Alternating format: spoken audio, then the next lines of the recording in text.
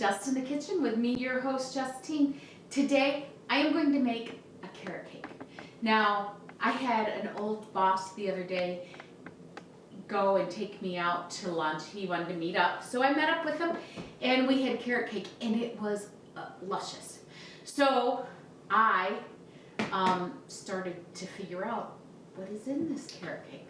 So while it may not be exactly what's in this carrot cake, it is just as good, and I think a little bit better. So let's start with the ingredients. We have flour, we have sugar, we have cinnamon, salt, baking soda. Baking soda is very important to note here because I'm using buttermilk. Buttermilk with baking soda, you need something acidic, and buttermilk is acidic and will make it rise. So that's when you have to have something acidic with the baking soda. Then I have canola oil. We have orange juice from an orange, and I don't know if you can see in there, we have the zest from the orange juice. From the orange. We have the zest from the orange. I have vanilla, pecans, coconut, and drained crushed pineapple. So, oh, and hiding back here are 3 little eggs. Watch me drop them. So it's coming on Easter, right? And what do you think of when you think of Easter? You think of bunnies. See my Peter Rabbit? My little bunnies. I always love Peter Rabbit. In fact, he's eating a carrot. So Easter always reminds me of carrot cake. And this is very, very, very easy. So I have this, and I'm going to add in my cinnamon, all my dry ingredients, and my salt, and my baking soda. Make sure I get all my baking soda out of there, because that is what's going to leaven this. There we go. And then I'll add in my sugar. There we go. Mix it all up. And you don't even need a mixer for this. You put it in a 9 by 13 pan. You bake it, and there's a little trick. You soak it. There's a little soaking going on with this cake, which makes it so moist. Now, I have carrots, canola oil, vanilla, orange juice, orange zest,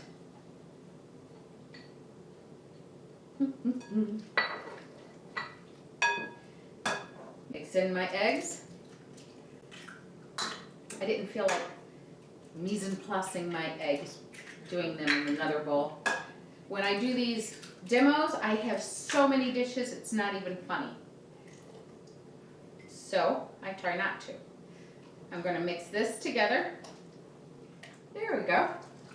Doesn't take long. You just want to make sure it's all wet and mixed up thoroughly. Then you add your pineapple. While it's not wet, neither are the carrots. It goes in this stage. And you want to make sure that you do drain it. You kind of have to squeeze it.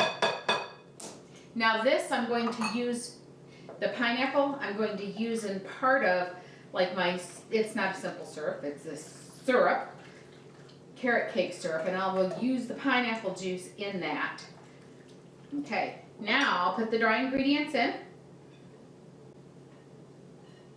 The coconut and the nuts. And I'll just take Peter Rabbit and mix up his little cake with it. Now my nephew is getting married in about, 10/10/2020. So I'm looking for desserts that I can make that will be delicious, that I can serve at his rehearsal dinner. And I like this carrot cake, but what I may do is a take on it, like an apple cake, since it's fall, and then I'll do some like little syrup to soak it in. Won't that be good? Nummy, nummy. See, there you go. There's your carrot cake. Just, you don't want to overmix it. That's why I'm not using a mixer. You just want to make sure all the flour is mixed up. Oh, that smells good. It looks good. All right, then I take my pan. This may be a little bit shorter than 9 by 13. I think it's like 9 by 12 and a half, but it will do because that's what I have. There's my cake. I'm just going to put it in a 325 oven until I can stick a toothpick in it and it comes out clean. We'll be right back. I'm making the syrup to put on the cake. I have sugar, buttermilk,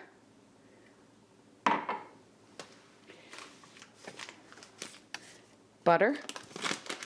Everything's better with butter, right? And then my pineapple juice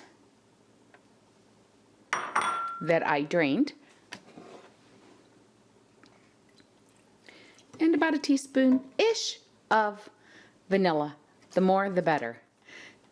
You gotta always invite vanilla to the party. No matter what it is, vanilla, if it's a sweet thing, vanilla's gotta come. Gotta make an appearance. And the other thing, sweet or savory, you need a little bit of salt. So with the sugar that you didn't see I had salt in there. So I will melt this and then I'll show you what to do with it. Now all you have to do, see it's done, make sure the butter is melted, the sugar is dissolved, and we're ready for the next step. My cake is done, and I'm just poking holes in it with a fork. And so this cake is done a year later than the one that you're going to see earlier in the video. My camera broke, couldn't finish it. By the time I got my camera back, it was not Easter anymore, and I'm like, this is a spring cake. So I've had a little bit of the taste of it, and boy is it good. I can taste a little bit of orange. Oh my gosh. You know I love food, but man, this is like one of my faves. So my sauce, all I'm doing is I'm going to pour over the cake. And it's still hot, so I wanted it that way so it'll bake in.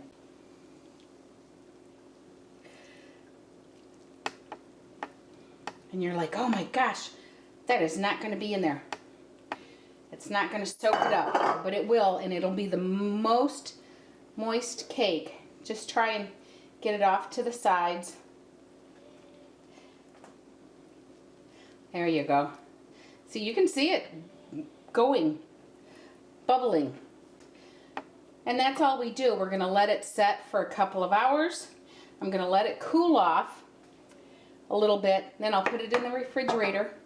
And then all we have to do is come back, make the frosting and put the frosting on it, maybe sprinkle some pecans on it. That's hot. I didn't even listen to what I had to say. You guys are supposed to help me out here. Don't touch it. All right, there we go. We're just waiting for it to cool off so I can even put it in the refrigerator. You can do this the day before and then frost it the morning of you're going to serve it or take it somewhere. We're not taking now. So when you see this video, you're going to hear me say, I forget, something about, you know, getting together or something. I'm not getting together with anybody. It's just me and cameraman Mark for Easter. So I thought, well, we'll eat this. He loves this cake. 1 year later, I'm going to finish the cake video. Now, I've already poured the glaze on the cake, and this is just a simple cream cheese frosting recipe. It's more like a frosting glaze because I'm using 1.5 cups of butter, or 1.5 sticks of butter, and 8 ounces of cream cheese. Then I'm going to add my vanilla. There we go. I'm adding my vanilla, and I'm going to cream this together. I'm going to add about a 1/4 teaspoon of Salt. Whenever you have something sweet, you need the salt to take out of it. And 2 cups of powdered sugar.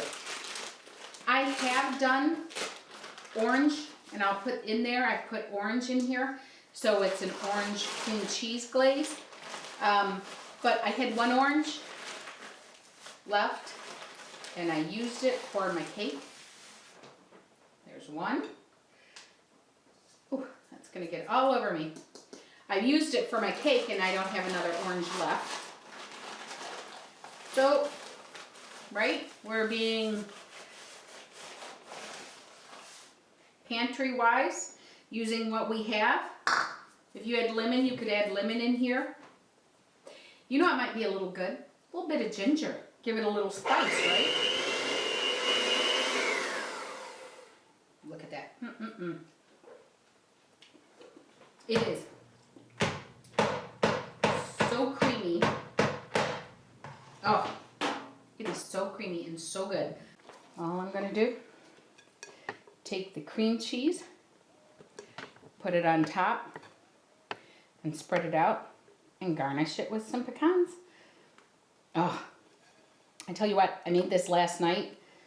I don't know if you can see. I picked at the edge because I couldn't wait. Oh, I love this cake. It has substance to it.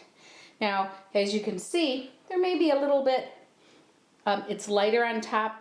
There's some lightness. That's the coconut or the butter that has, when I went to the restaurant, they served it warm. So it was really soft and gooey. This was more like a, it was more liquid, the liquidity of it, versus just a straight frosting. But look at that. You just have to, and it doesn't matter. Just get it over in the corners. Now I'm just going to sprinkle around the cake. Now because I love pecans, these are toasted pecans, and I love them so much. I'm just going to sprinkle them over top. When I was a little girl, there was a Sanders cake. That's a bakery around us, and they used to have this white cake, and they had this, I don't know if it was whipped frosting or what it was. It was the best frosting I ever had. And then they would take these nuts and smash them around the side, that they were walnuts, and they'd smash them around the side of the cake. Oh, they were so good. So good. And then for my 21st birthday, my family lived in North Carolina, and I got a cake all by myself. And with my cake, I turned around and I ate all the frosting and the nuts around the outside. It was my cake, I could do it. Then I've got, we'll do this, maybe something like that, right? There we go. That is the cake. That is the cake. Isn't that pretty? And as I said, you can make, if you don't have buttermilk, you take regular milk and you add a teaspoon of vinegar or a teaspoon of lemon juice, and you can make buttermilk for that. It is so easy. My mouth is watering just looking at this cake. And my nephew is going to be so jealous that we had the cake and he can't have any. That's part of the perk of being locked in. You make the food, it's all yours. You don't have to be guilty about not sharing it with anybody. So this is mine and the cameraman's. Yay! Hi. Hi. So the cake is all done. I just can't tell you how moist this cake is. It's not overly sweet. It is so good, but the frosting adds the sweetness, and then you've got the nuts and the coconut, and oh.